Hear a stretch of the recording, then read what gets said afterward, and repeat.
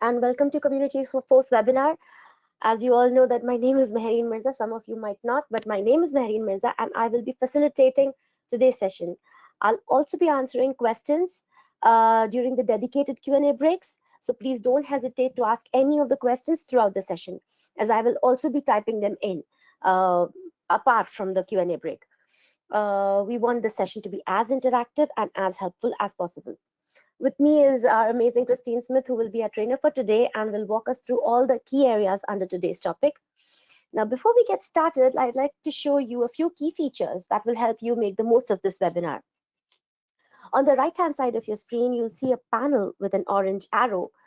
You can use this arrow to expand or collapse this panel. To ask questions, simply type in the questions in the question area and click on send or enter. We'll do our best to answer as many questions as we can, either by typing them in or addressing them verbally during the Q&A break.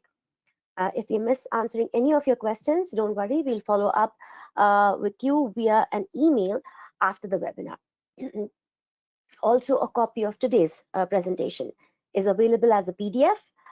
Please click on the handout title to download it. This handout includes help guides, knowledge-based articles for each of the topics that we are going to cover today. Also, for a smooth experience, everyone has been put on mute to minimize any background noise. So let's just see. Okay, since most of you have joined, let's get started with today's session. The topic for today is Site Administration Part 3, Profile-Based Settings. Now, with that, I'll hand over everything to Christine. All yours, Christine. Enjoy the session, everyone. And thank you, Maureen, for that fine introduction. So yes, let's go ahead and get started with our session today. So this is, like Maureen mentioned, going to be part 3 of our administration series. So we did the other 2 parts, our last 2 sessions, and so this will be part number 3. And so during part 3, we're going to go over the additional site settings that are located under the administration tab. So we're going to still be in that administration tab today. But these are going to be the ones that are predominantly used for setting up user profiles. So when you're creating new accounts in the system, some of the little settings and areas that we have of ways that you can do that. And then we'll also answer questions on, how do I create reviewer accounts? How do I activate a user when they leave an organization so they no longer have access to the site? How do I add new administrators? So maybe your administrators left and now you need to add a new one. So we'll talk about how to do that. And then what is a role type? And then how do you assign authority to each role type? So we keep using this term role type. So we'll explain to you what we mean by that. And then how to create a password policy. So some of you may not be aware of the feature that we do have where you can create a password policy so that you can control how your users log in to the site. So of course, the ones that will benefit from today's webinar are going to be global administrators responsible for site maintenance. So if you're a global administrator, then of course you'll have access to the areas that we're discussing today. Only global administrators have access to these areas, so that's why it's focusing on just the global administrators today. So the first 3 topics we're going to cover are going to be how to create user accounts, how to set those up, and then the import feature. If you have multiple users to add, we have an import feature, and then we'll go over that password policy, and then we'll take a break where Maureen will answer the questions that came in when we covered those 3 areas. And then after the break, we'll continue, and we'll go over if you have integration where they're logging into your site. We'll talk a little bit about some of the settings on the external single sign-on. We'll talk about role types, managing role types, and then assigning funding opportunities to role types. That we have a feature where you can do that, and we'll explain what that is. And then we'll take our final Q&A, and Maureen will answer those questions as well. So the first topic then that we want to discuss is going to be set up user accounts. So the setup user accounts is a nice report that you can go to, and it's where you set up the users, but it also gives you a report of all the users that you have on your site. Now, when you create user accounts, you will need to assign them a role type, which is what role and access do you want to give them. So that would be an applicant, a reviewer, department admin, things like that. Those are called role types. So when you are creating users, you want to make sure that they don't already have an account on the system with a different role type. So for instance, if you're a grant user, you may have individuals who are logging in with their organization, but they may also be reviewing as reviewers. So when you first set them up, they first came to our site, maybe they hadn't applied for an application, so they have a reviewer account. So anytime they have an account already, you don't want to change them from a reviewer to an applicant, or an applicant to a reviewer, or a reviewer to an admin, because you will lose the data, because different role types, of course, as you know, using the system, have different access to the system. So if they're an applicant and you change their role type to reviewer, they're no longer going to be able to access their applications. All that data will be gone. They will lose that. So when creating user accounts, you always first want to make sure they don't have an account already. If you think there might be a situation where they may already have an account and it could be a different role with access to the system, then you do want to make sure and not make a new account for them, because it will change all that. Now, you may also ask, why would I ever need to create a user? I thought users could come to my site and they click that create new account, and that creates an account for them. Well, that create new account button when they first come to the site only creates a applicant account. So any admins and reviewers, you as the administrator of the site will have to create those accounts. Applicant accounts that create new account creates an applicant account, but admins and reviewers, you'll have to create those as well. Now, you also may have a situation here where you have a new administrator and they don't have access to get into the system because they don't, that global admin's gone. You don't have access, you're new. So what can you do? Well, always make sure that your team has this email address, clientsuccess@communityforce.com or support@communityforce.com. They can reach out to either one of those and say they've had a change of staff, and so they need to have someone, this is the new admin, and they need to replace their old global administrator with this new one, and then they need to have full access to be able to get into the site. So those are the two email addresses that are important that you can reach out to and be able to get that changed over to the correct individual. So to set up users, I'm going to go ahead and go into the site now so you can see where this is located. And to set up users, I'm logged in as an administrator. Now I am on the scholarship site, and so it is the same functionality for creating users. You're going to go to the same location on your site as you do the scholarship site. It's just going to be, we're just using the terminology scholarship or funding source, and then just know that if it's the grant site, it's the same functionality, nothing's different. Now, there is going to be a few areas where it is a little different, and I will jump to our grant site so that you can see those differences so that you can understand more fully how to do it as a grant user. So I'm on my home page. I'm logged in as an administrator, and I'm going to go to this administration tab here.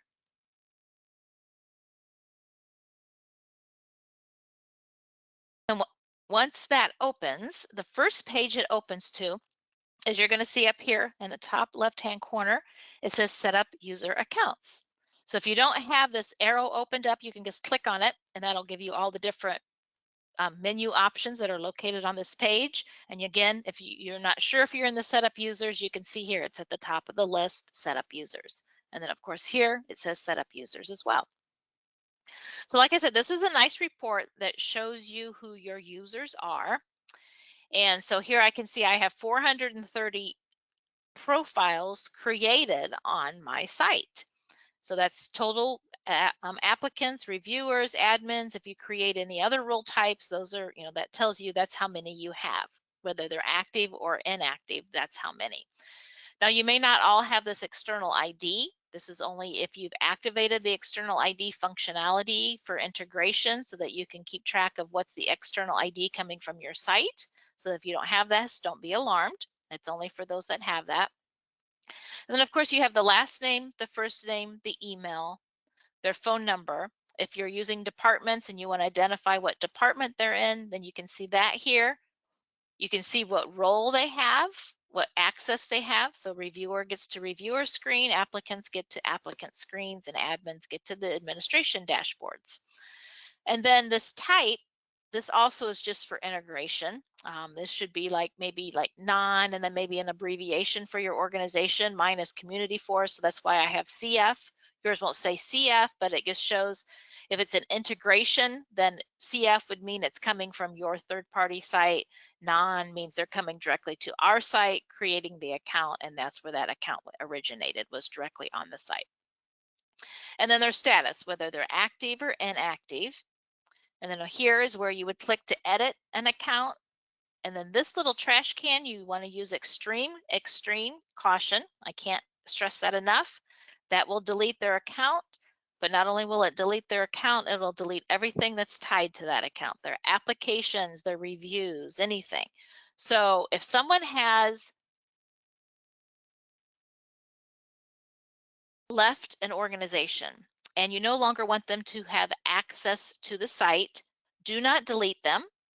The only time you would ever use this delete is if you're creating users, like right now I would go and I'm creating a bunch of users and I realize, oh, I didn't want to create that user, or I didn't mean to create that, then go in and delete it. But otherwise, you'd never want to delete someone who's already had access to the site, because you will lose all of their history to the site. So in those scenarios, that's where this status column comes into play. The status column is you would make them inactive. So if you see inactive, that means that person can no longer log in. Now it's also beneficial maybe to make someone inactive if maybe they temporarily leave, or they're on break and they don't want, maybe they are just a temp employee, they only work seasonally.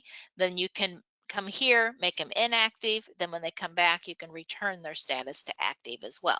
So that's kind of a twofold. One, make them inactive when they leave an organization, they no longer can have access, or you can make them inactive and then reactivate them when they return.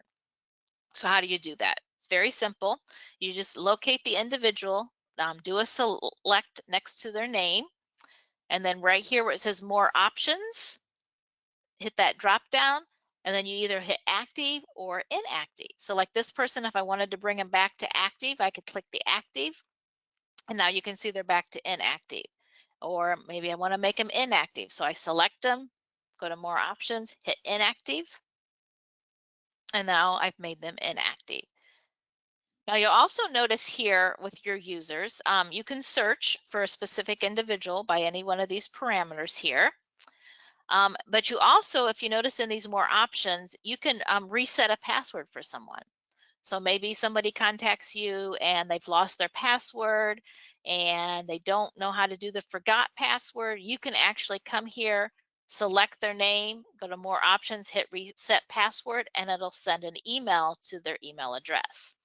And then of course here you can see the delete, but you also have this nice, again, caution, same delete as the trash can. You delete it, it's gone, so is all their data. Export to Excel, you can actually take this report. If you want a listing of, if anybody asks, who's all logged in and has accounts created on our site, you can actually export this to Excel. So that's nice as well.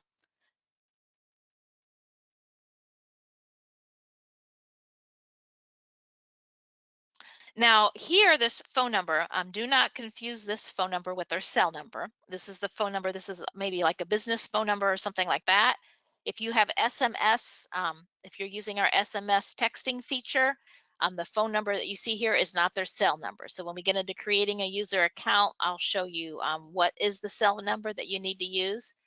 And right now I'm just going to jump to the grant site because I just want to show a little bit of difference in this screen. So grant users, of course, you are going to be having organizations. So you have more than just the first name and last name. So if I go to the administration tab, I want you to see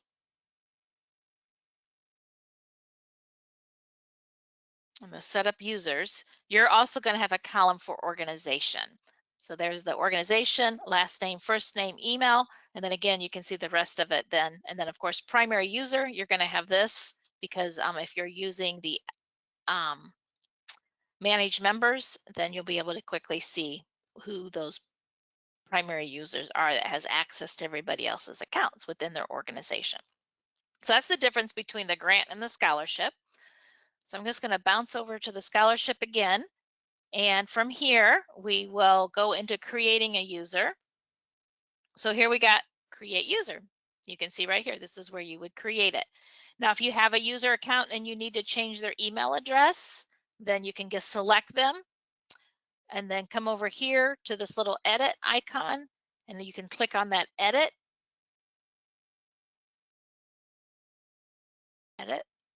And that'll open up where you, if maybe they've got remarried, so you need to change their last name, or maybe they have, something's changed, maybe they have a new phone number, you can go in and put that. If you are using the SMS and you want to know where do I put the cell phone number, they're already here.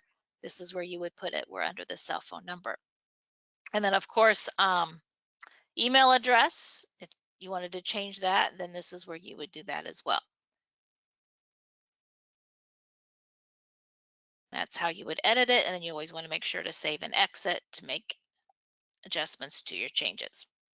So now creating a user though, if you need to create a whole new user account, this is the button you would use. Let me remove the selection here so you don't think you have to have something selected. When you're creating a new user, of course you don't have to because there's nobody to select yet. But to create user, you just click the button, and then anything that's a required field will have a red asterisk next to it. Now I have SMS functionality turned on my site. So that's where you're doing the text functionality. You do have to have a country code for that phone number, as well as the cell number, the cell phone number, because that's required for the SMS. If you have that, then every time you create a new account, you're going to have to put that information in. So of course, I'm just going to put a quick name in here and create this.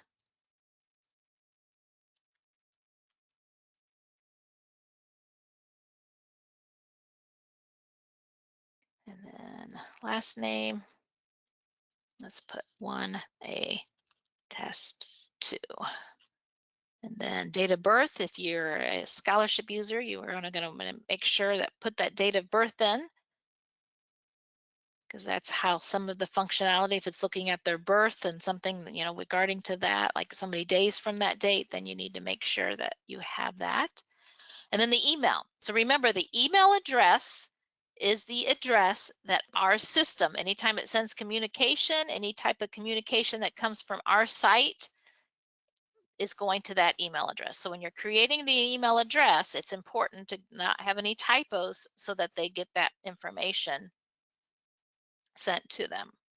Okay, so here is where their email address is going to go. And then of course the country code, you would want to select that so that it goes to the correct country if you have the SMS. So let's see here, where's United States? Whoops, I clicked the wrong one.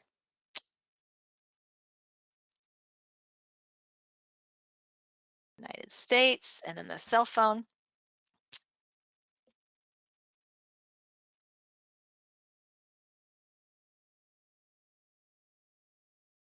And then the role type. So the role type, of course, is what access do you want to give them to the site? So the basic ones you're going to have that are going to be on everyone's site are going to be applicant. So that means they only have access to the applicant dashboard. Reviewer means they're only reviewers where they're reviewing applicants in your evaluation process. And so they will have a special dashboard just for the reviewers where they can see the applicants they've been assigned to review. That's the reviewer. And then of course, global admin is going to be standard on your site. If you're the global admin, then that would be for them. Of course, you can't create a global admin without first making the other admin inactive. And of course, that would also be a licensing issue. So you would need to reach out to us to have that global admin switched out. And then if department admin, department reporting, those may be standard ones that you have as well. And so the same, you would select one of those. And then you can see I have other ones which we'll get into creating role types. You can see you can create additional ones as well. But this is when you're creating the profile, you need to determine what access do I want to give them. So I'm going to make this one, let's make this one an applicant. And then of course I don't use this functionality here, so I'm just going to let that default. And then sponsoring organization. If you were in our last training, we went over what sponsoring organizations are. This is not the organization. So if you're a grant user and you're creating this is not the organization that that applicant belongs to. The organization, you'll notice here I'm on your grant site, there's a sponsoring org, which is the organization that they belong to, that they're going to have access to the applications that are being provided by that sponsoring organization.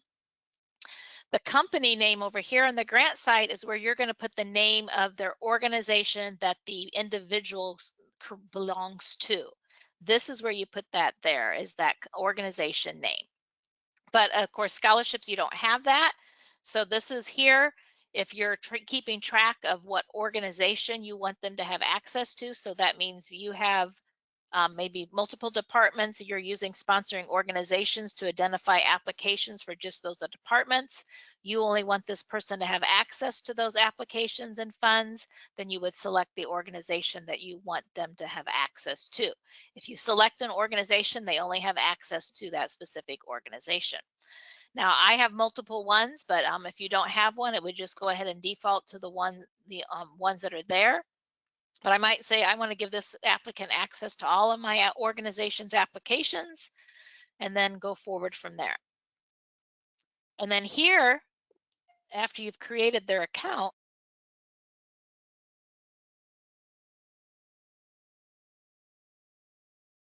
this is where you can assign the password manually. So you can do one of two things. You can leave this to no and let the system create a default password for them. A default password that's created by the system is usually first name, last name, 123, capitalizing according to how you've created it. And then or you can create it yourself. You can give them a password.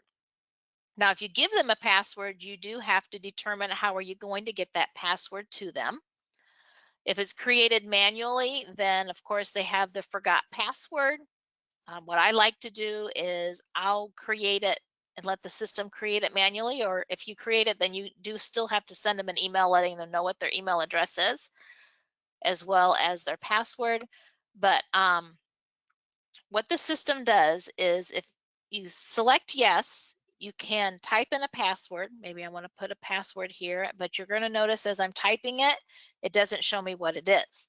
So if you have a typo in there, you're not going to remember what it is, and then they're not going to be, and you give them that password, they're not going to be able to get it. But you can see here, you can have the system do it, or you can do it yourself. That's a determination you want to make. Now, the next step then is this authentication email. So whenever you create an account for someone, it automatically will send an authentication email if you have this marked to yes. If it's marked to yes, it will send an email, and depending on what you have in that email, it will notify them that an account has been created. So if you're going to send this and you mark this yes, one thing you want to make sure of is that the individual you're creating the account for knows that you're creating that account for them. Because if they don't know you're creating that account, as soon as you hit save and you've got this marked as yes, it's going to send an email saying an account was created for you on your site, and they're going to be alarmed if they don't know about it. So it's always important, if you are going to say yes to this, that you've notified the individual that you're creating accounts, and to be on the lookout for those emails and not to be alarmed when they start seeing them. Otherwise, if you don't send the authentication email, again, you can send them an email outside of the system. And then of course here, this is where you mark it active, yes or no.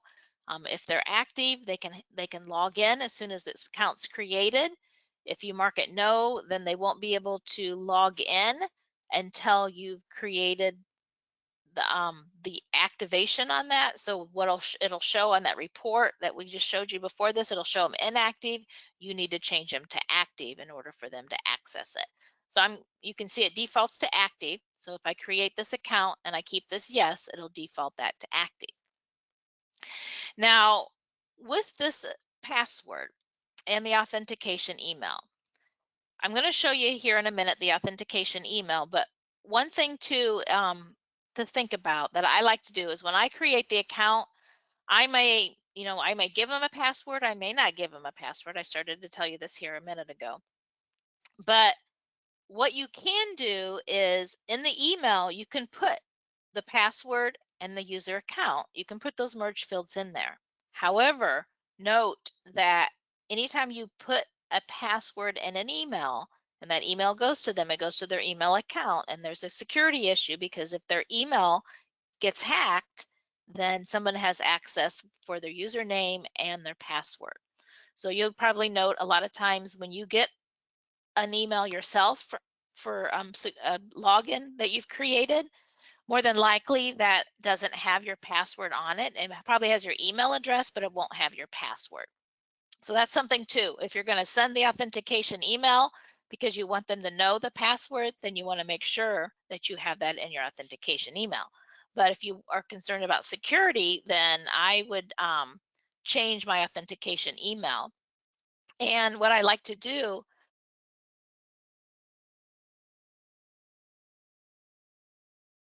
excuse me, I'm dealing with some issues today with some allergies. But what I like to do is I will create my authentication email. I will actually not have it sent. I will send an email separate from the system and say, I've created user accounts for you using your email address. However, once you get to the site, please click the forgot password, and that forgot password will allow you to create a new password that you can remember.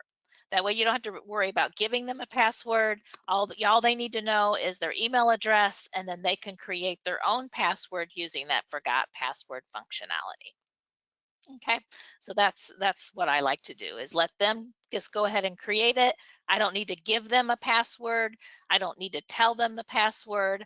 I can just tell them to go to the site and create using that forgot password, and then that can create a password for them.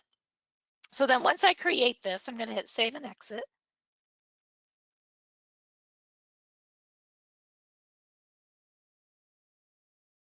And of course, since I put this to no, now I can hit save and exit.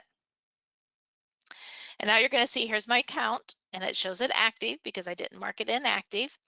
And now this person, if they have their login, they can log in right now and use the system. Now the authentication email is going to be located on the administration dashboard.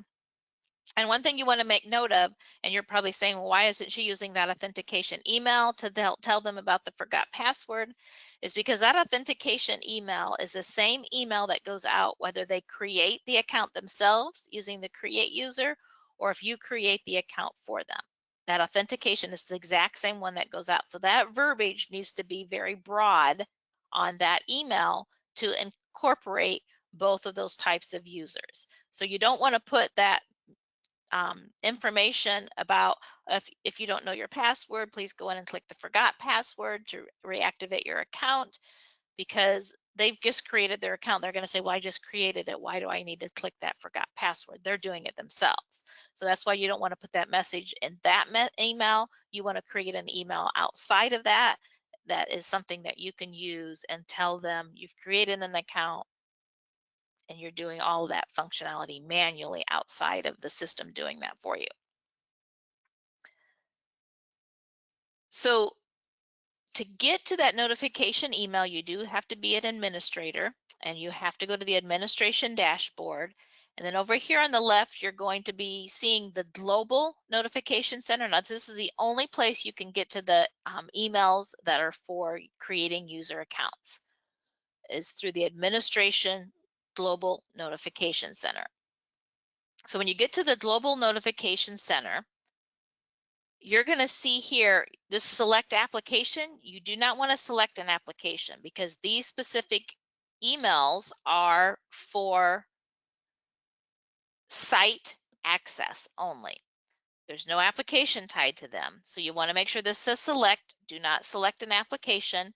And if you don't select an application, you'll be on the page where those emails are located. So you can see right here, it says System Global because they're not tied to an application. The forgot password is an email that when they click the forgot password button, that's the email that goes to them to give them instructions on how to update their password. But the new account confirmation is the one that comes out. That's that authentication email. So that's the email they're getting, that if you say send the authentication email, this is the email they're going to receive. If they create their new account, this is the email they're going to receive. So here you can see I have the email and password in here, but like I said, for security reasons, it's not advisable that you add the password in there, because then that gives them access to your site, and anyone who hacks that and gets a hold of that email, they now have access to their site as well. So you can just come in here, highlight it, delete it, get rid of it, and then if you do, make sure to click the update to update the changes that you have made. So then all they get is their email ID. And then that's where you receive that, locate that. So now we're going to talk about how the grant user, there's one little adjustment too, is also as a grant site, when you're creating a user account, you also have this a primary user. So if you're using the manage members, you know what primary user is used for. If you're not, then there are trainings on the primary manage members and how to use manage members. But this is, if they're the primary user, they have access to everyone within their organization. They have access to everyone's logins, everyone's applications, and so forth. So if this says yes, then they can access everybody else within their organization. Based on the organization you put here, they can access all the applications for those other applicants within their organization. And that's just on the grant site, not the scholarship site. Okay, so now let's go to the next functionality we want to talk about. Of course, we just created one user, but what about if you have to import a whole list? Well, to import user accounts, you can actually create a whole list of user accounts. We have an Excel spreadsheet that we want you to use to do that. So to get to that, there's two different areas you can locate that from the site. So here I am again, I'm on the administration dashboard, and I have an import user here, and I can go from this screen, and you can see that import user takes you directly to the screen where you can get the Excel spreadsheet. Or while you're creating individual user accounts, if you go to setup users, you're going to notice here an import user button as well. This import user button and this import user in this drop-down menu are the exact same import user. It takes you to the exact same place. So if I click this button here, you're going to see as soon as I click that button, it takes me to the same page. So this page here is where you're going to do the import functionality. We always want you to use our Excel spreadsheet because it has been formatted to be able to do the upload correctly. So the first step you need to do is click this little icon. As soon as you click this icon, it's going to download a pre-formatted Excel spreadsheet for you. So open that Excel spreadsheet up that's been downloaded, and then we have the example set up for you here. You may need to enable editing so that you can edit this, but this gives you the example of what's required. So if I minimize this, you can see also we have this here in red that talks about the fields in this report that have to be completed and populated in order for the functionality to import. So role type, you have to have this role type column populated. You have to have the first name, the last name column populated. And then if you leave the password column blank, that's where that default comes into play. Or you can create a password and then you can just take this report, save it, and then do it. If you do your own password, save it, and then do a mail merge from whatever mail program you use to this document, and then send them their passwords that way if you want to do that. So that's another thing you can do if you're doing the import. So if you don't put anything in this password column, we're gonna create one for you, first name, last name, and 1, 2, 3. But if you want to put one in here, you can. I like to leave it blank and just let the computer do everything for me. And again, send them the email outside of the system. Once you get logged in, click the forgot password to create a password for your account. And then if you're using the SMS functionality, you will need to put that phone number here in the cell phone number as well in order for it to populate that cell phone number. So all you need to do, you see here, we have an example. So I'm just going to do Christine again. And let's do A1 test 2. Whoops. A1, and I need to do test 3. And then this is where I'm going to put the password. The email address. I'm going to leave password blank. I'm not going to put a cell phone number. I'm going to put a cell phone in there because I have that SMS. So I have to make sure that's populated if I'm using SMS. And then most importantly, on the role type here, applicant and reviewer are the only 2 role types you can do the import functionality for. But most importantly, do not misspell the word because it won't know what will happen, what it's supposed to be. It's looking for the word applicant. It can't find the word applicant, so it's going to crash and not create the account for you. And then applicant, and then once you create all your individuals, you put them in the report. It's always important to save that report. And then once you save it, I'm going to go ahead and do a file save as just to make sure. Save as to my desktop here. 2, and then close it. And then once you've closed it, you can come here, click the Upload Excel, go find that document you just created. I'm hoping I can grab this one. And then once you've uploaded it, it'll show it here. And then you can hit Save. And then it's going to give me the data. It's going to say 3 records inserted, 1 record updated. Now, before you use the import, again, it's important to make sure that the person that you're creating those accounts for don't have an account already. Because what it's going to do is it's going to go out there, it's going to look at the setup users when it's doing this import functionality, and it's going to look and see if that user email exists. If it finds that email, it's going to overwrite what's there.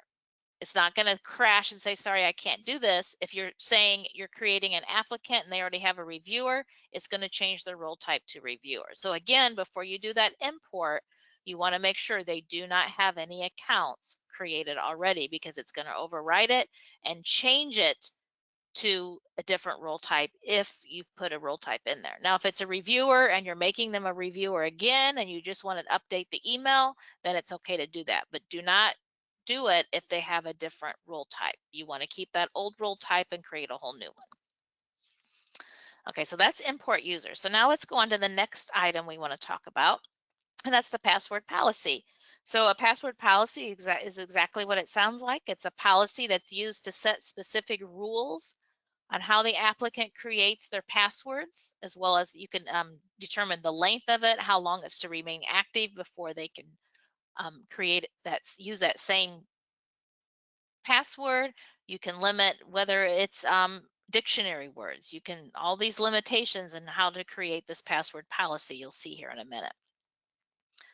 So in the password policy, just something important to know, that if you've activated the password policy on your site, that you want to make sure to notify CommunityForce of the same, so that we can change our access to your site accordingly. So what that is we have accounts on your site, like our support account. They go in, they provide support to you, they have access to your site. If you create a password policy that our account doesn't fit, then we may not be able to have access to your site. So you need to always let us know if you do activate that password policy. So how do you set up the password policy? So let's go back to the site.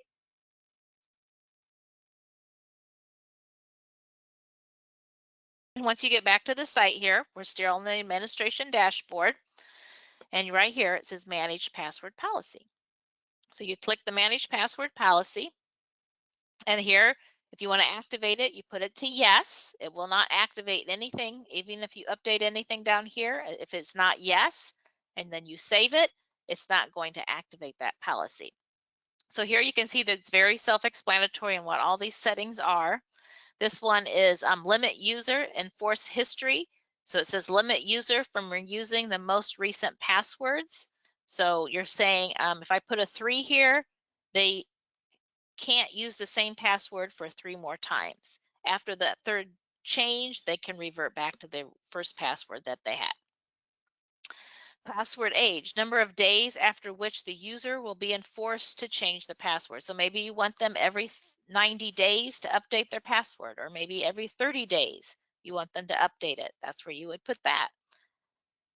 Password minimum, so that's the maximum number of days for which password has to be active before a user can change it. So maybe you want to limit how many days they have that password that they have, how many days have they had it in order for them to be able to change it. So maybe it has to be at least 3 days before they can change it. Password length, maybe you only want it to be 4 characters, or maybe you want to limit it to 12 characters. You can do that, and then it has to be at least that minimum in order for them to create the password. The allow first name, last name, email. So you can actually determine if you want them to be able to use anything like their first name, their last name, or their email in their password. You can determine whether you want that to happen or not. Saying no, then they won't be able to put their name or any of that information in their password. Allow dictionary words. So any word that's in the dictionary, maybe you don't want it to even be a relatable word, an identifying word at all that's in the dictionary, then you can put no to this, and then they won't be able to use a password that even has a word that's in the dictionary. Allow consecutive numbers. Maybe sometimes people like to do their password with a 111 or a 222 or an LL. This says that you are allowing them to do that. If you don't want them to have consecutive numbers or characters, then put this to no. And you can also have a complex where it's a combination of uppercase and lowercase that they have to do when they're creating it. So, and then of course, lockout duration. How many times are they allowed to try to log in before they get locked out? And then number of invalid login attempts after which the account will be locked. So this one is how long after they get locked out do they have to wait before they come back in? Lockout threshold is how many times can they try to enter their password before they get locked out. Okay, so that's the password policy. And then if you are activating that, again, like I said, let us know. But you do want this to be yes, and then you would hit save, and then that would activate the password policy. So I'm going to break right there and turn it over to Maureen. It's all yours, Maureen, and see if there's any questions that have come in. Sure. Thank you so much, Christine. Okay, we do have a few questions. So sorry about this. Can I see the last login or login activity of any of my users? No, unfortunately, you cannot. But if you do want to, if it's absolutely necessary for you to get that information, please reach out to us on support. Open a ticket with us on support and let us know that you want to see the login activity or the last login of that specific user. Share with us the email address. That should be enough for us to provide you with the details. Then there's another question related to SMS. How do I send SMSs to my users? I don't see that option at my end. Well, SMS is an add-on that we are providing to our users. So it completely depends on whether you've opted it for not. If you haven't opted for it yet, reach out to us, send us an email or open a ticket with us on Zendesk. Let us know you're interested in seeing how it works. We'll probably share some documentation with you or have a meeting with you, and we'll take you forward with the SMS add-on. There will be a cost associated with it, of course. So a nominal cost, of course, but if you're interested, send an email to clientsuccess@communityforce.com or open a ticket with us on Zendesk. Mm, can I resend an authentication email?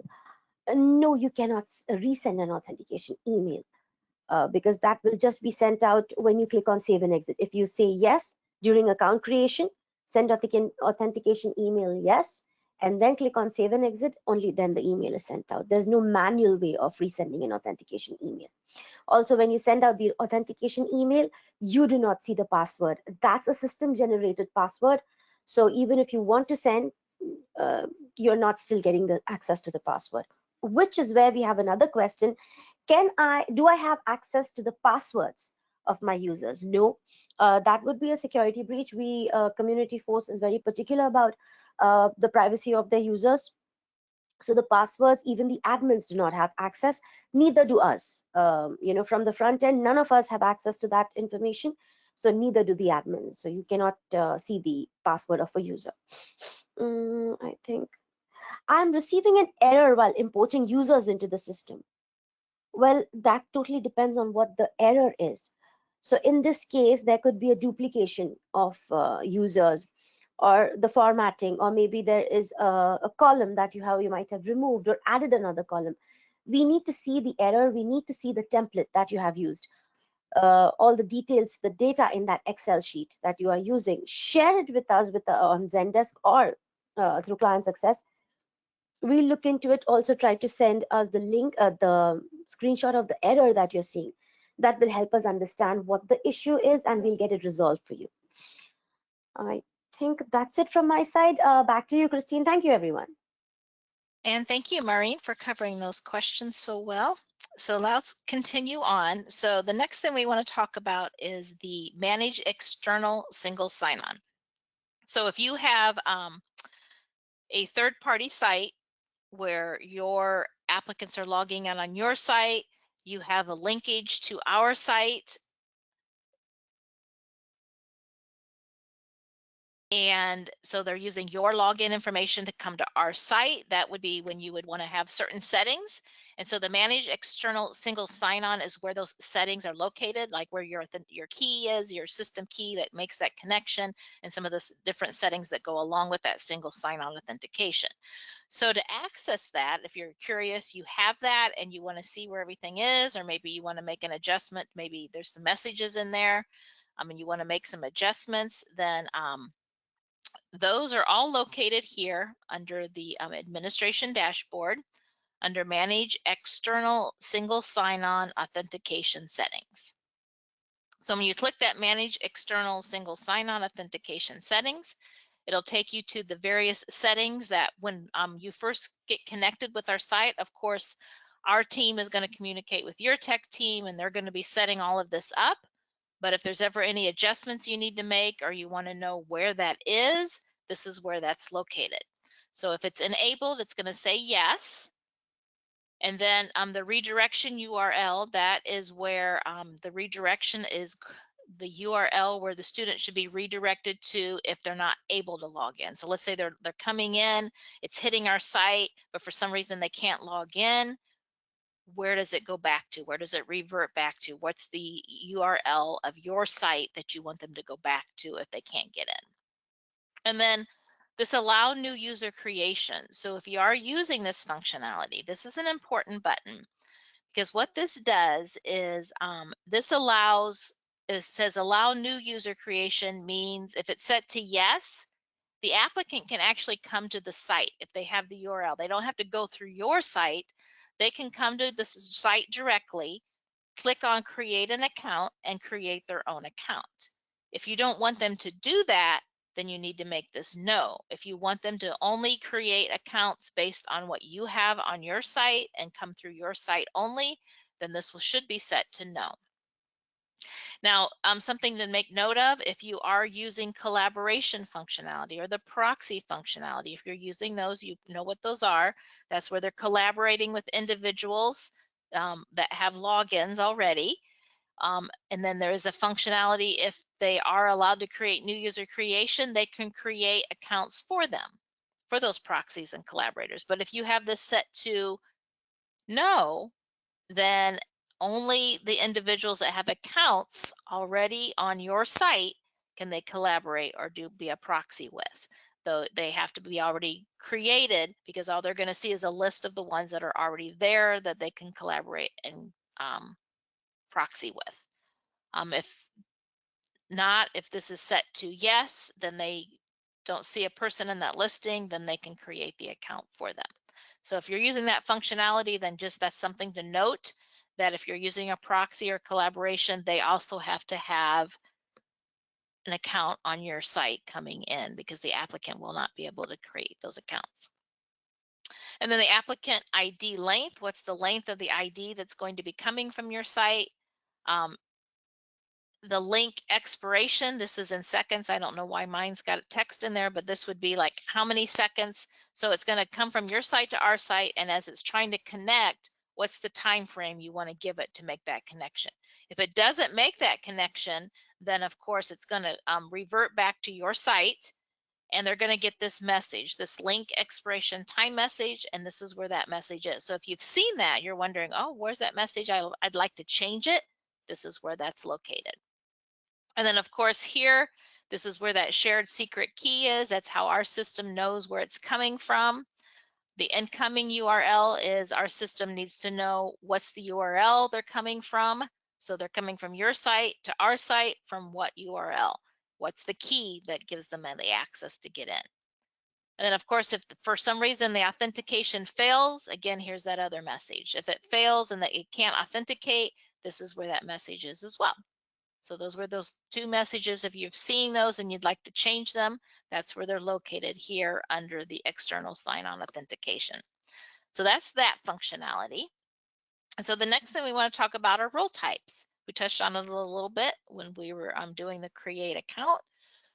So what are role types? So role types are used to describe the level of access a user will be given to work within various areas of your system. So anytime you set up a user, before you set them up, you need to determine what type of role they're going to be needing to have. And then that's the predominant role is the one that you want to create. So depending on the role they're given, that's where they're going to be able to have access to perform the jobs they need to perform. So to create role types, you're going to see when I go in here to the administration dashboard here, to create role types, we have this functionality here called manage role types. So maybe you have your licensed role types, of course, your global admin, your reviewer, your applicant, department reporting, and department admin are all standard on your site. You're going to notice global admin, reviewer, and applicant, you have no means to delete those. Those are standard. Everyone has those 3 standard users on your site. Global admin is a licensed user. You can't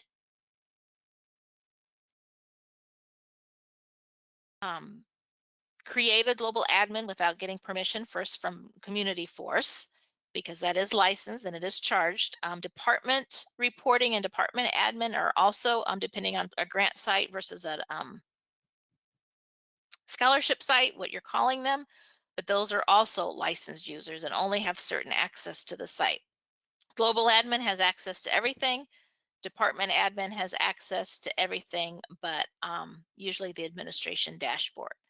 So one thing you're going to notice is if you come over here on these edits, if I click the edit on global admin, like I said, you can't change the access. You can see all of these are highlighted, showing that they have access to every area in the system. You can't adjust those. However, with the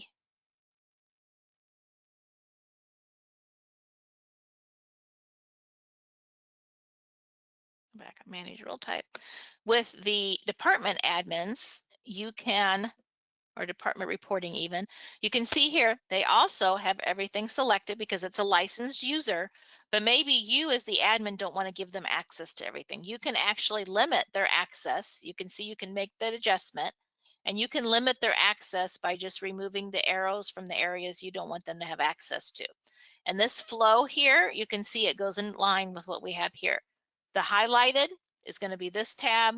We have bottom navigation links, which are the navigation links at the bottom of the page. Here, you can actually control access to those. Manage applications, so that's this area. You have, once you get into manage applications, you have those tabs across the page. You have the evaluation, the rewards, the notifications, manage reports. So you can kind of see the flow here. So what you want them to have access to is what you can allow them access to. But you're going to notice they don't have access to get to the administration dashboard. That's not an option on here. So then once any adjustments you make, you do want to hit save and exit. So those are the standard ones. Now you're going to see I do have more, but one thing I want to make note, you can make as many role types as you want by clicking this add new role type. So maybe you want to create role types based on titles. And so maybe you want to have a role type for all your coordinators or your administrative assistants or your directors. You want to give them different role types. They're not the admins, but you want to create role types. You can do that. But just note that any role type that you create, so if I want to create one, you just click add new role type. And I'm going to do, let's say, let's make a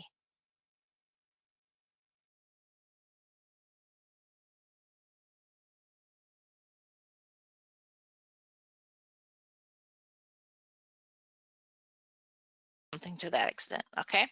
And so that coordinator, maybe I want to give them access to my home page and my applications, but I only want that individual to be able to see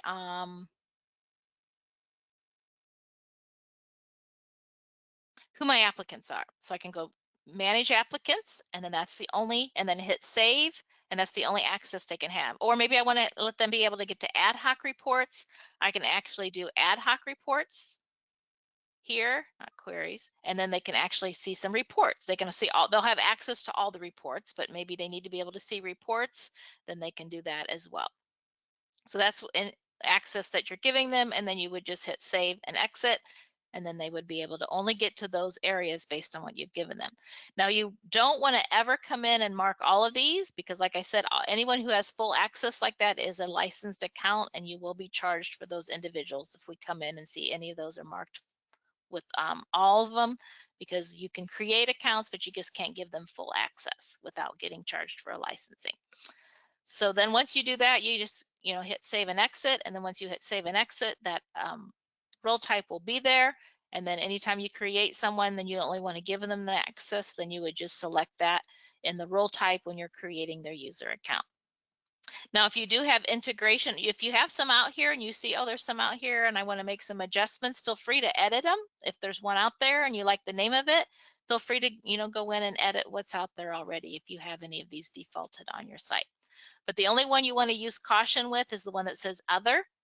This is one you don't want to make any adjustments, especially if you have single sign-on or integration with your third-party site, because this is used to connect to our site. We use this other for that connection functionality. So if you see that other, I would recommend don't use it, because if you ever need to do integration in the future and you're not, then you've got this one and you're using it on other people when it really needs to be used for those coming from your integration site. So that is role type. So you can see you're unlimited on how you can create that and create those. And it's very simple. You're just creating the role and telling the system where you want them to have access. And then that's the only way they can have access to those areas. And then the final thing we want to talk about is if you are creating role types, and maybe those role types that you're creating, that those role types, you want to set up a functionality where they only have access to certain applications and funding sources within an organization. So maybe you have some administrators and you only want those administrators to have access to, maybe you have scholarship administrators and you only want them to have access to certain areas, all of your scholarship administrators, or maybe you want to limit what funds they can access. So you can create role types and limit by that role type the funding sources that they're allowed to access by that role type. And then of course, all they can access are those specific funds. So they don't need to be getting to other funds. This role, all they're doing is I want to give them access, but they only need to have access to this fund. How do I do that? Well, that's where you can create role types. And then you can assign those role types to your funding sources. And that is a special feature that we do have to, that does have to be turned on. And so to turn that on, if I go home,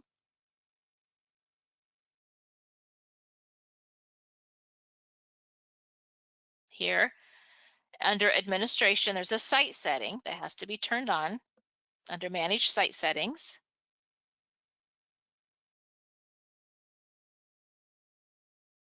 And then scroll down to the grant settings, the fellowship and grant settings.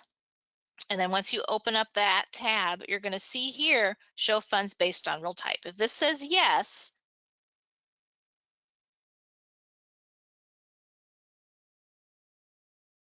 then when you create your funding sources,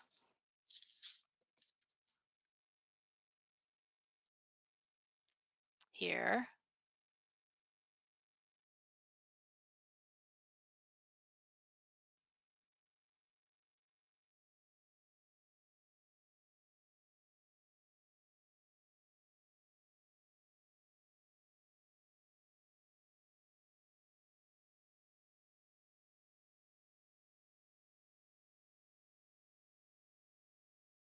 and then you'll have your fund here.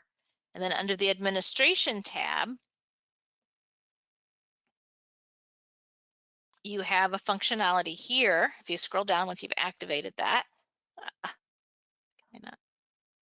assign funding opportunities to role types. So you've created that fund in the application funds.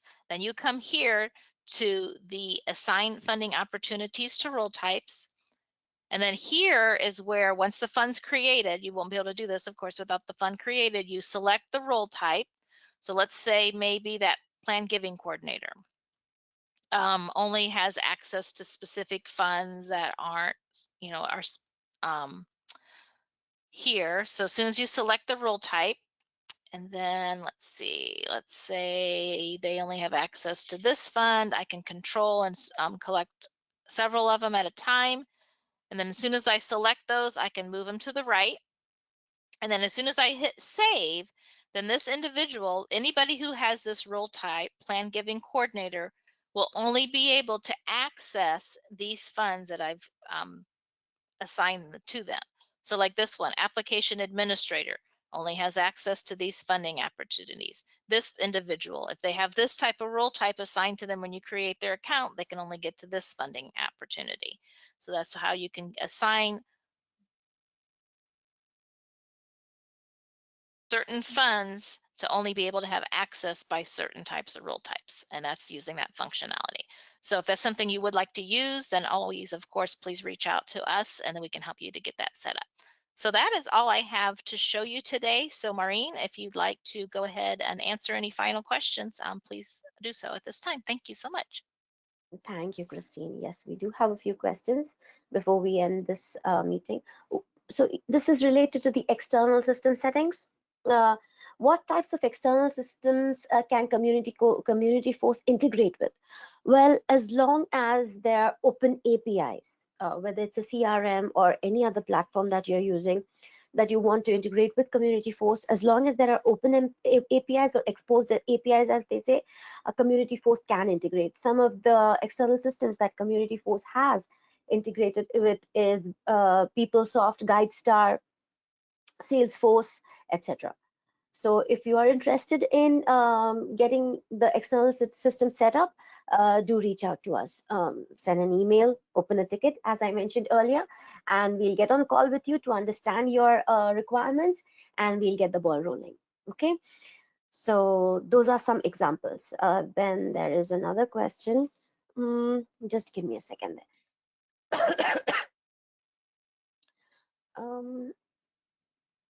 Sorry, I've opened the same thing.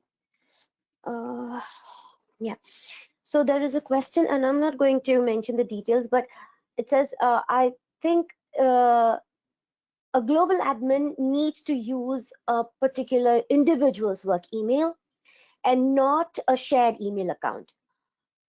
So here's the thing. Well, you can have an email address related or connected to a specific email ID that has an inbox associated with it. Ideally, it should not be a shared account related to a global administrator or a department administrator.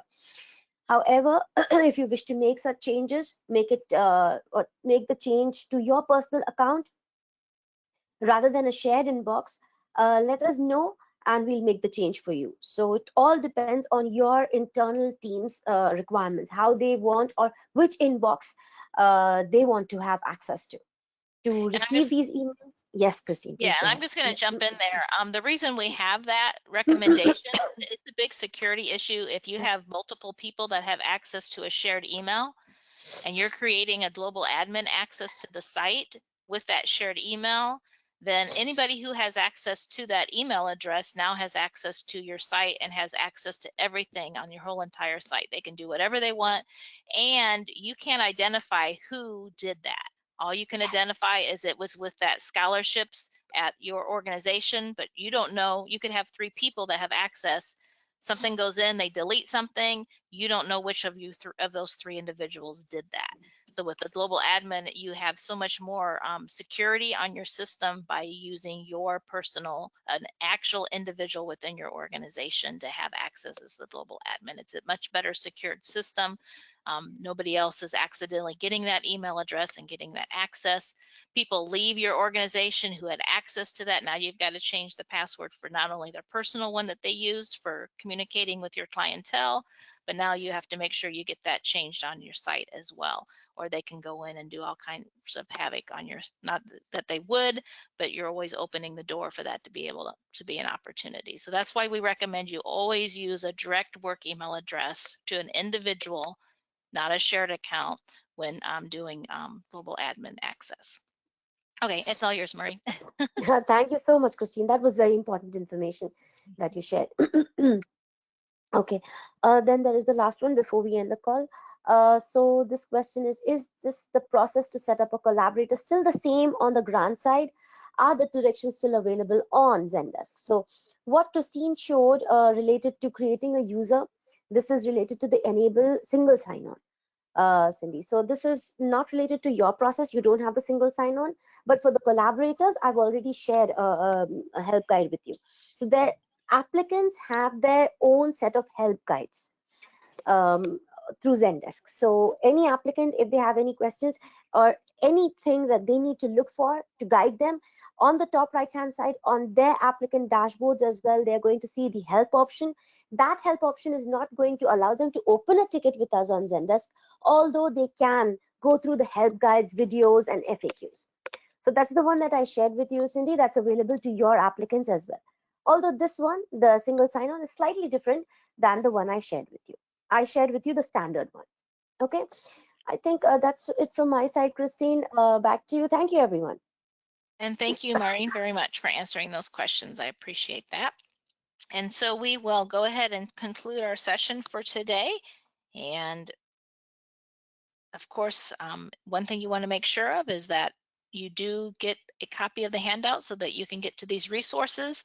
That'll have the click here's that take you directly to the articles on our help desk, Zendesk, so that you can have more information on things that we did not have details and the time to go into the details on those items as well.